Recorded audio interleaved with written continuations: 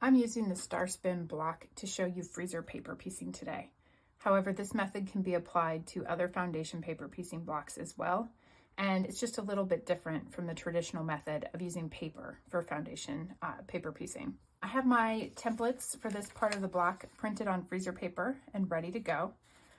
They're printed on the matte side of the paper, and the shiny side, which is the sticky side, is on the back. The freezer paper piecing method is just a little different than using regular paper. There are pros and cons to each, of course.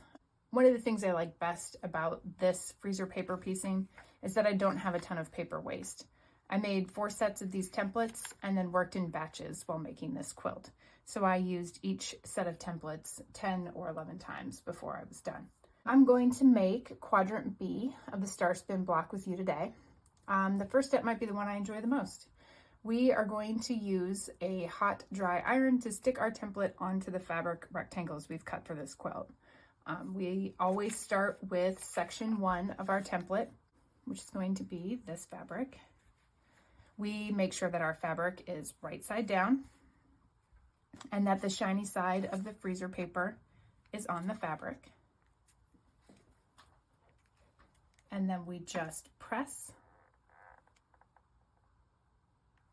and make the two stick together. So for this other half of our block, we have BB1 is our first section. So we'll take our fabric, make sure it's right side down,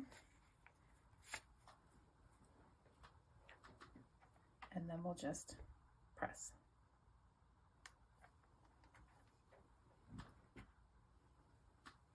And you can see that that is stuck to my fabric. Once I'm back at the cutting mat, I'm going to take my template and I'm going to fold the template back on the line between the B1 and the B2 sections, just like with traditional foundation paper piecing. I'm going to take my second piece of fabric and place it right side up. And then I'm going to put the template section B2 on that piece of fabric so that now my 2 pieces of fabric are right sides together. And I'm going to just make sure that this second piece of fabric covers the entire area of this B2 section, plus about 1/4 inch on all sides. I do choose to trim at this step. You can wait until after you sew if you like. I've been using this at 1/4 inch ruler. It has this ledge that makes it harder to shift while you're trimming. It goes up against the edge of the template. That is my 1/4 inch that it's measuring, but it also just keeps it from moving around a little bit. So then I'm going to trim my fabric. And my mat is a little bit worn. All right, now we're ready to sew. So sewing these will be different than using regular paper and using the traditional foundation paper piecing methods. If you were using regular paper, you would fold this section back and you would sew directly on this line. But because we are going to reuse these templates, we're not going to sew on them. We're going to sew right along the edge of that fold. This also means that there'll be less wear on our needle and that there's no need to drastically shorten the stitch length because it's not going to help us perforate our template so that we can tear it out later. But it does also mean that the sewn line is not going to hold your template to your fabric. So if you've used your templates quite a few times and they're becoming less sticky, you may want to pin at this stage through your template and both layers of fabric before you go sew. And then we're going to sew right here, and I will be right back. So you can see that I've sewn right along the fold in my template. I backstitch at both the beginning and the end of that line. And then we'll bring it back over to press it. You can open that template section up.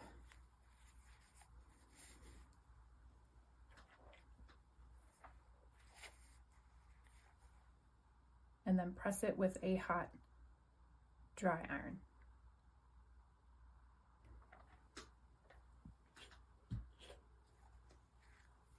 Now our template will be stuck to both fabrics, and this will make it easy to trim. Okay, this is actually the other part of the freezer paper that I really like, and that's that my template is stuck to my fabric. So there's, you know, less of a chance that it's going to move on me or I'm going to cut incorrectly. So I'm going to trim this block. You do want to be, you know, careful with your template. Sometimes, you know, if you cut into your paper ones, you've only messed up one block. But if you cut into this and then forget, your next block might be off as well.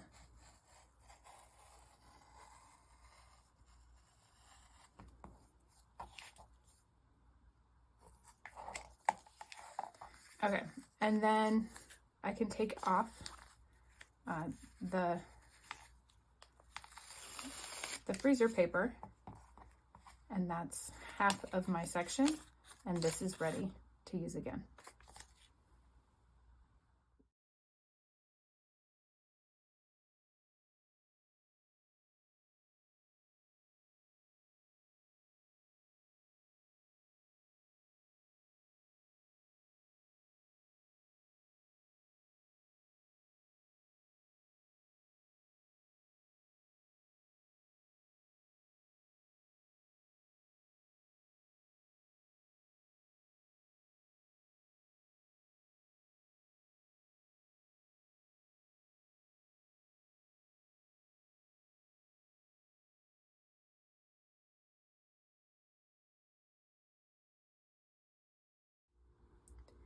I know a lot of quilters like having this line on the template to sew on when they're connecting their foundation paper piecing sections. But since we're not sewing on our template with this method, we will just use our 1/4 inch seam. So after you take your freezer paper off your blocks, we will line them up. And these are designed to line up right edge to edge. And then I usually pin right at the seam intersection just so that the two pieces don't shift while I'm sewing. If that's not giving you accurate enough points, there are tips for how to mark those seams better, both in the pattern and on the Making of the Star Spin quilt blog. So you can head back there to check those out. If you're looking for the Star Spin pattern, you can head back to the website and there's a shop link that will take you to find either the PDF or the print pattern. But that's our freezer paper piecing method, and I hope you enjoyed learning something new or reestablishing a skill. And if you have any questions, feel free to go ahead and email or find me on Instagram and message me there.